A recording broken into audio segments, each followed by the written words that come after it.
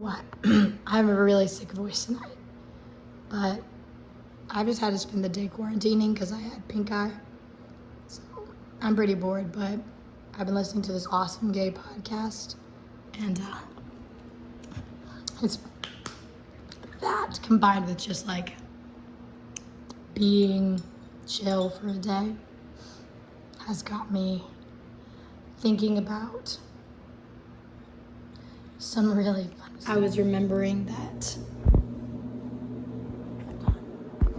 when I was thinking about some memories of before I came out as either gay or trans. The first thing I came out as was an atheist. And before I came out as gay or trans, it wasn't really confusing for me because I had the feelings of being gay and trans my whole life, but I didn't know what being gay and trans was because I was super sheltered. So as soon as I learned what being gay was, which I was like 20, I was like, okay, yeah, I had more clarity around the being gay stuff and the being trans stuff, because being gay is just so simple, if it makes any sense, like you're attracted to women or whatever. But being trans is a little more complicated because it has more context. What are you gonna do with that information? Are you gonna transition? Are you just a masculine person? Are you like a butch? So a little more complicated. But I remember before I became an atheist, it just wasn't an option to be gay, right? So it was after I came out as an atheist, like pretty immediately I came out as bi, and then I gave some context a little later, and then I just did my own self-exploration. It just turns out I'm into feminine folks.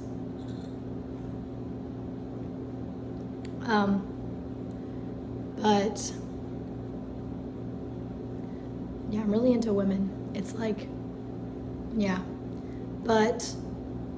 and I identify in that, like, I identify as trans man and as non-binary. But either way, I was thinking about like back when I didn't identify as gay or trans or anything like that. And the way that these things would like fill up my mind, like this one thought that I had forgotten about. Actually, it's one conversation I remember having with my sister. Must have been 20, but I had the mind of like a 13-year-old because I was so sheltered. And I remember telling my younger sister, Alicia, I asked her if she knew what being gay was, and she said yes. And I was like, you know what I figured out? If ever those thoughts are bothering you, she's like, they're not bothering me. I was like, okay, well, if they ever are, I figured out that gay sex isn't real. She's like, what are you talking about? I was like, being like women's sex with women, like women having sex with women, you don't have to worry about that being bad or wrong because it's not even real. She's like, what do you mean it's totally real? And I was like, no, like think about it. Sex is when, like the dictionary defines sex as like when, P goes in V. And I was like, women don't have P and V. So therefore, if they get together, if they're sleeping together, if they're feeling good together, they're cuddling, none of that is sex. We're just sexualizing great female friendships that are just friendships. And, this is obviously like a loophole, but I thought I was like solving something because I was so in love with some women, celebrities, people, all kinds of stuff. And I was trying to figure it out, right? And she was like, no, I don't want to talk about that anymore, and you shouldn't be talking about it either. And I was like, no, I'm trying to tell you, this solves the problem. And the other thing I was thinking about is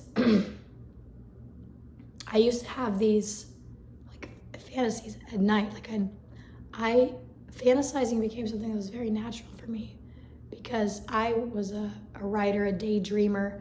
Most of my childhood, a lot of the time, I would be daydreaming, talking to make-believe friends, writing stories. And at the end of the night, especially when I was a teenager and I was pretty depressed, I would do this thing called the holodeck, where I would enter my room and I would basically not want to be alone with my thoughts. And so I would enter the holodeck, which in Star Trek is like, virtual reality, where I would interact with these other people.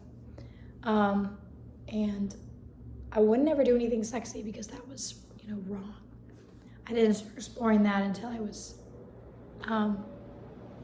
late 20s. This was before I knew what sex was.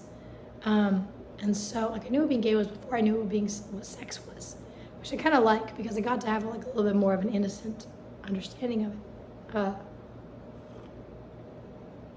But yeah, I would have, even though before I knew what sex was, before I would sexually fantasize, I would think about just these people meeting each other and talking to each other and maybe flirting a little bit. That was kind of my fantasies, was talking to each other. And there was a lot of people switching bodies. A lot of times I would do the Avengers characters. One of them wakes up as the other gender and everyone acts like it's normal. They're having this crisis about it. I would do a lot of those. And then I would do a big one I would do is I had this thing where I would have once I knew what being gay, I was all right, so gay women are masculine and gay men are feminine. That was my perception of it. And I was okay, so if women can't be with women and men can't be with men, that's wrong. What about a super twinkie, I didn't know the word, but super feminine gay guy and a super masculine butch? Can they just be together? Because then you're not breaking any rules. And I honestly just thought feminine gay guys were really cute and really sweet. That's always the type of guy I've been attracted to.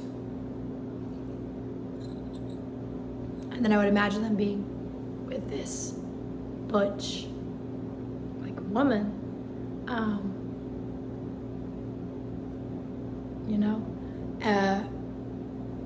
which is just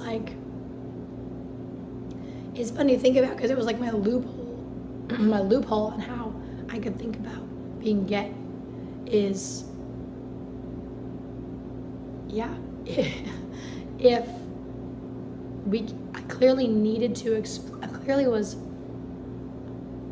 think I was trying to figure out how could I exist in my society which says men have to marry men, men have to marry women. And I was all right, I can imagine myself if I'm a very strong masculine woman and I'm marrying a very feminine, previously gay guy, submissive, I didn't know, think of that word, but that type of guy, that I could be okay with it. Because I was basically figuring out how I could be a man in a relationship with a woman, but make it okay in my society. And I think about this all the time, and I was I know it's wrong for women to be wearing pants, because that's how my family believed, and being masculine, cutting their hair short.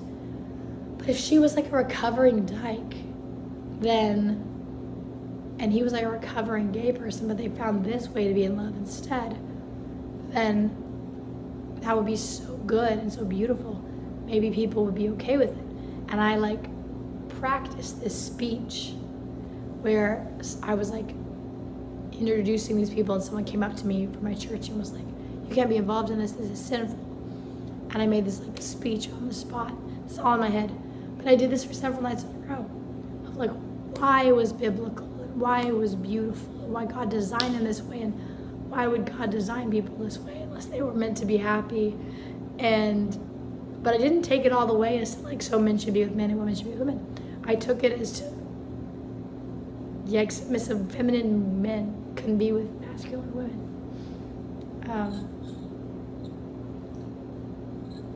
Because I think there's so much more. The podcast I was listening to made me think of this and it brought up this memory. Because there's so much more than just sex and gender. We talk about transgender issues and sexuality issues a lot.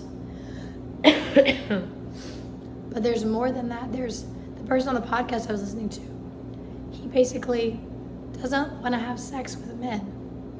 He identifies as straight, but he doesn't like having sex with men.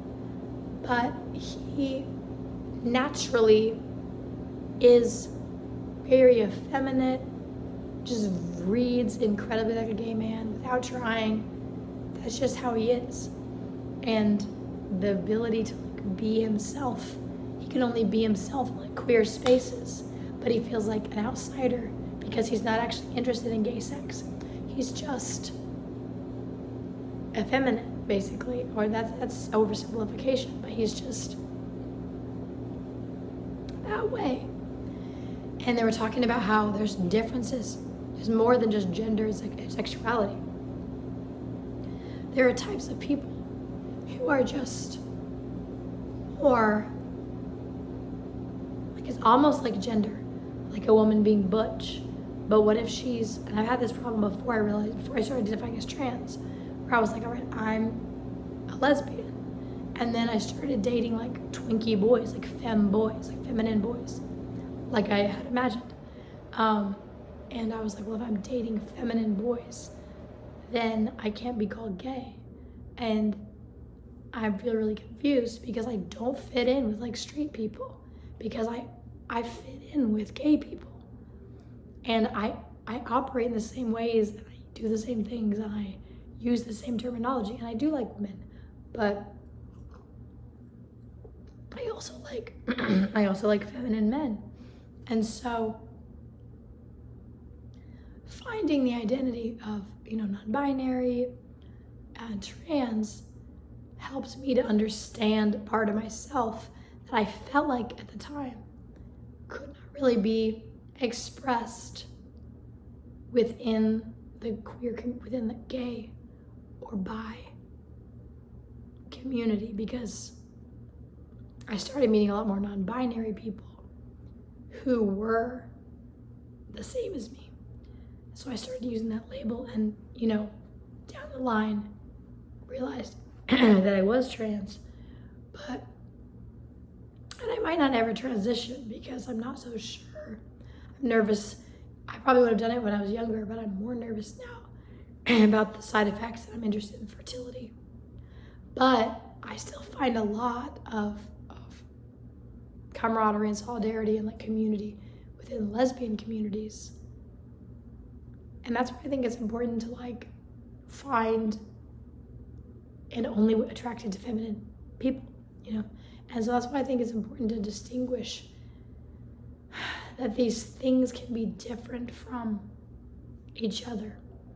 And we need to be more inclusive in our like queer communities, to including more people that have things that aren't necessarily sex and gender. So if there's a straight girl who still identifies as a woman and mostly likes men, or maybe she only likes men, only has been with men, or is even asexual, but she has a type of like almost gender, a type of identity, a type of just personality, and way that her body is mapped, where she's melding most of the queer community, we should let her in. Because the thing is, a lot of these things are genetic. And we do know that a lot of people are gay because of like estrogen in the womb and testosterone blocking, testosterone allergies when they were in the womb. And that a lot of trans people and gay people have genetic reasons why they are the way that they are. So supposing you're born with this predisposed disposition and sexuality, but those are different things. So you can be born with some of that to where you're very effeminate, but the part of your brain that's wired sexually gets wired straight, and you still have this like effeminateness but you don't want to transition and become a woman, and you don't really have a big problem with identifying as a man. You're like, I can identify as a man, but I have this thing inside me. You don't have to call it gender. It can still be, it's probably real. It's probably that your brain, because they also have done brain scans to where they know that trans people's brains are different. Like if you scan the brain of a trans man and a woman and all of them in the same room and you can't see the gender identity, their brains map onto the types of brains, because men and women's brains are different, but trans men's brains will be the same as straight men's brains, more similar than they are to straight women to women. And the same thing with trans women. They'll be more similar to the cis women than they are to the men. So there's a lot of just things that are just true, that you're just born with. And if you're born with that thing, you can be like, okay, the way to deal with this is that the way that feels most comfortable and necessary for me, because of the way it's presenting for me, is I need to transition. Someone else can take that and be like, it's okay, I'm gay and I have a community that accepts my femininity, so I'm comfy with that. I can just do drag sometimes. And some people are straight and they don't want to transition. That feminine energy is still a part of the LGBT community. That's what I'm trying to say. I think that genetically it probably is. And the same thing for assigned female people that are assigned female at birth that don't identify as trans men, but they identify, some of them identify as a lesbian, but they identify as masc, or they don't even identify as masc, but they present as masc. They feel more affinity with men, and they feel less like masculinity. And some people, that's just how they are, and then they're not. And what if they are still sexually attracted to men? And can they still be a part of that community? Does that make any sense? So, anyway, I went on my soapbox, but I thought it was so interesting, and I'm thinking about new terms I can use to be more inclusive. I'm welcoming people into my spaces. And I kind of do now, because I say my sexuality works that way. Like, I say I'm attracted to feminine folks, but I don't necessarily put that out there because that's a word that not everybody relates to, and it can be offensive to some people. So, but I'm thinking about, we can be using more words and that are inviting towards people that feel welcome in this space. Like, you could even be like, this is a space for queer people.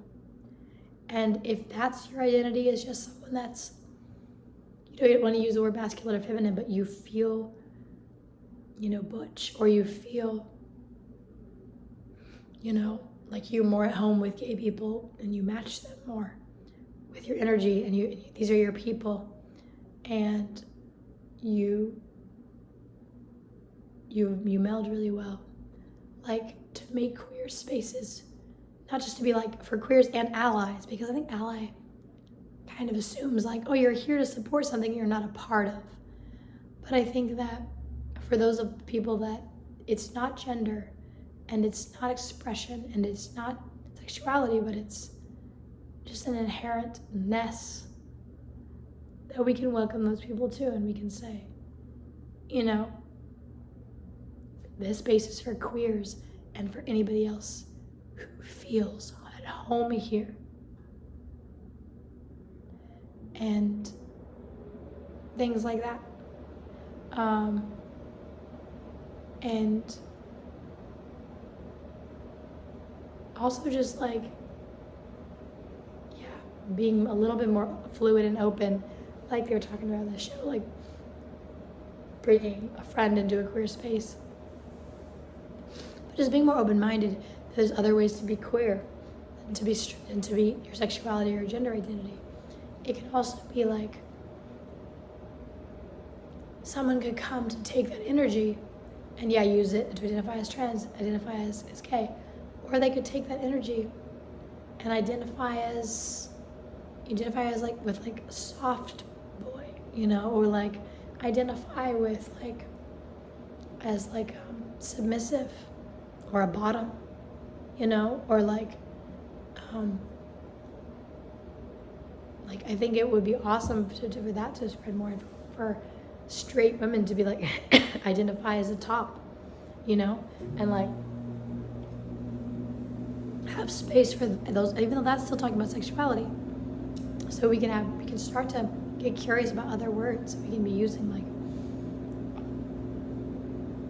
men might take that and be like, there's not even always a label, but if you feel at home here, this should be your home too, and you can identify as queer, some people never find a label that feels nice to them, but some people know that they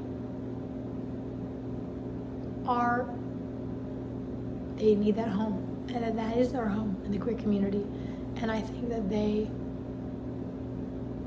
should be invited into it, because just the same way that not all trans people and not all queer people, not all gay people are going to be welcome in a space, like if gay and trans people are in a queer space and they're acting like assholes, like they're going to be asked to leave. In the same way, if people are coming in, we should have more open mind of maybe they have a reason that they need to be here. One reason is, we might not know the gender identity, but there's other reasons than that. It can be a nest. And I'm just putting that out there because most of the queer spaces I've been in Austin have been like that, but not everybody knows that they're like that. So not everybody, I'm not talking about like just gay bars, I'm talking about queer spaces, especially trans spaces. So I'd like to have like a word like for queer people and people who feel at home here, so that more of those people can feel welcome. And supposing someone's exploring their sexuality or identity and they find home in that community and they ultimately identify as straight or cis, I think they should lose their community because of that. Because there can be something else there. Anyway, this is just wanting to put that out there. I'd love to hear if you would agree, because I think any of those people that are dealing with alternative identities can use that encouragement that they're welcome in the queer community and that they're a part of it.